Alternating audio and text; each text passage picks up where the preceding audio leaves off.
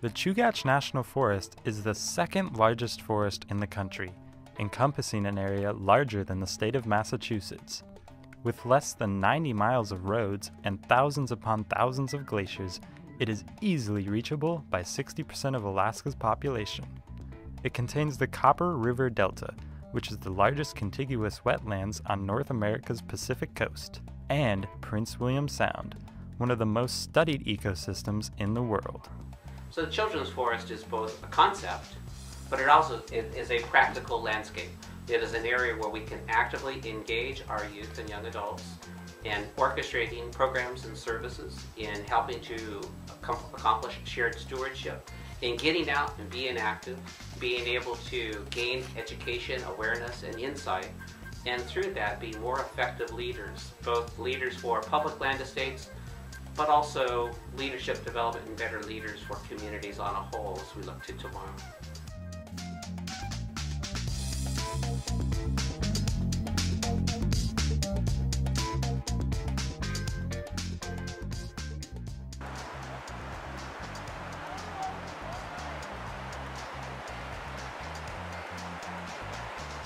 We're in Sleepy Bay on Latouche Island, and we're looking for oil. I'll mark this tree so I can find my way back home. So I don't want to get stuck here now. Right now we're looking at some sea lions, and we were on the other side, but then we had to go around this big reef out there to get on this side. It's pretty cool. Well, on this mountain right now, we're trying to find a new route up to Explorers Ridge, which is right up there somewhere. Right now we are at Nellywan Cannery from 1917, and we're just exploring the campsite, trying to find artifacts and just looking for things that seem interesting to us. Right now we are in Prince William Sound. The sun just came out and we are witnessing a humpback whale right in front of our boat, and we want to see its tail.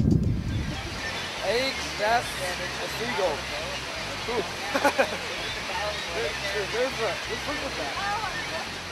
My name is Shirley Mae Springer Staten, and I am the coordinator for the Home Base After School program.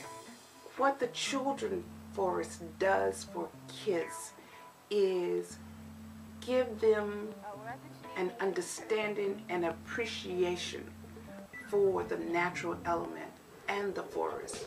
And what we have here in Alaska with the Chugach Forest is magical in many ways, and mostly more important is that they will start thinking about how to take care of the forest for their children. That's probably the most beneficial piece of it.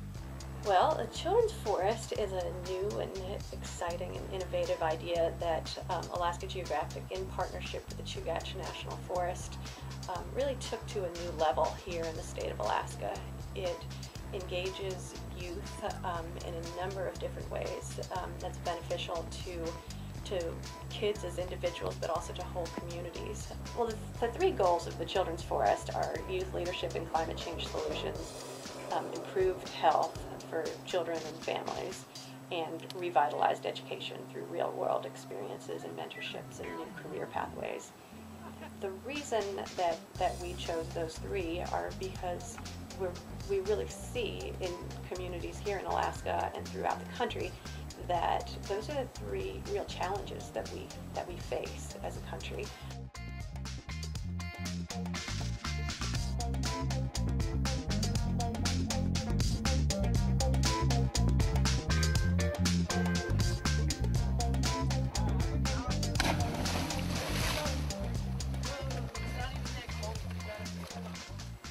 Having free and unstructured time is just so important to how we develop as individuals, and many of us did grow up in a time, in an era where it was safe to be out and engage in outdoor activities. I know I grew up every day outside riding horseback across the Cleveland National Forest where I grew up. But also true if you grow up in a city environment, playing kick the can, or that outdoor and unstructured activity is so important.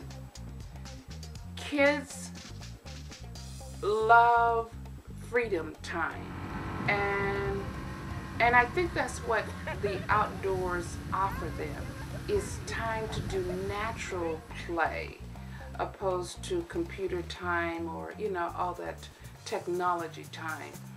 And then that translates into them being healthy individuals. The idea of the Children's Forest was conceived a few years ago between Alaska Geographic and the Chugach National Forest as a way to engage the Anchorage community, the community that is closest to the Chugach National Forest, this amazing wilderness that surrounds half the state's population. There are 10,000 glaciers, the northernmost reaches of the temperate rainforest, and what we were finding was that a lot of people who live here in Anchorage, they sometimes don't get out into the forest, or they don't know the value of everything that's contained in the forest. And so this was a way to really bring the community in.